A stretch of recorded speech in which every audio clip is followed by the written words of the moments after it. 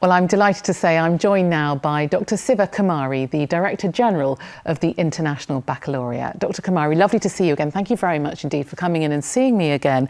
The IB is just about to celebrate its 50th anniversary, which is really quite something. But how has it changed since its inception? Well, a lot has changed since the time we were born in 1968. We started in 7 schools, and by the time the 50th comes around, we'll be in 7,000 programs around the world. We started as an experiment, and now we're a world benchmarked educational standard, which is a very exciting concept in education.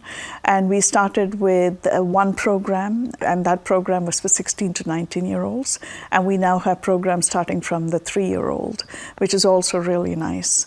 And we started in very elite schools, and now we're very happy to say that we serve the elite schools very well, but we're also in extremely diverse settings all around the world. But through it all, Natasha, what has been really exciting for me is that we've maintained our purpose, which is education for a better world. Sounds like a very successful experiment, but one of the key challenges, I guess, is staying relevant. So how do you do that? That's a very good question. So relevance is very important to us. We do this by several methodologies that we use consistently. Our curricular standards, our programs, our philosophy are benchmarked against the best in the world all the time. That's how we stay world relevant. And then, of course, we ensure that the teachers who are running our programs have real input into the way we develop our programs. So that collaboration ensures that whatever we design is landing in the schools. Our assessments also are highly textured so that we're spending time understanding what the child knows as opposed to the content. Can you tell me a bit more about how you work with governments from around the world? It's quite a big challenge, isn't it? And what contribution you feel the IB has made to international education? I think we've done 2 things. We've worked with governments based on their requests, so it's not been a part of our strategy to work with the governments per se, but governments have done their research and come to us when they needed to change their educational systems. For instance, Japan has a strategy of becoming globally relevant with their own citizenry. So they've decided to research a number of programs, and they've chosen us, which is very fortunate for us. We can say the same about Spain and other governments that have been very kind to the IB and understood what we are about, and that we're a viable alternative in many countries. We are in Peru as well as beacon schools that the president wanted in each of his provinces. So that work has been rather pleasurable and a stretch for the IB, but we've taken on that challenge because to build a better world, you need the world to be a part of you. It's such an uncertain future for the younger generation these days, isn't it? The world is changing so fast. So how can you mitigate against those risks, and what would you see as your key challenges?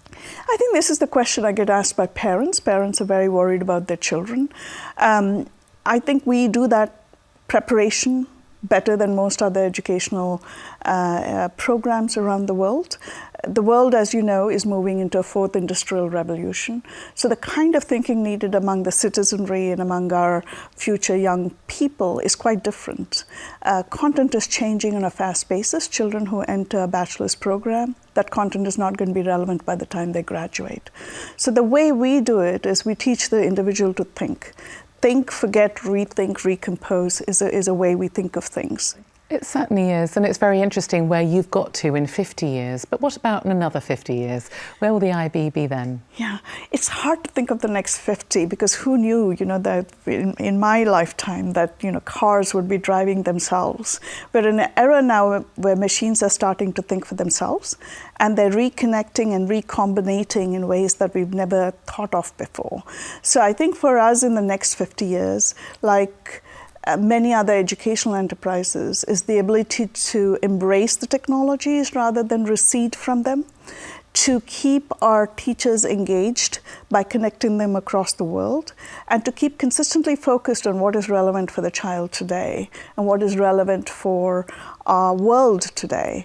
And I think our focus about retaining the humanistic tradition of our programs is ever more important because in a world of technology, sense-making is what we want to focus on. Well, it's been a pleasure talking to you once again and look forward to the next opportunity. Many thanks. Thank you.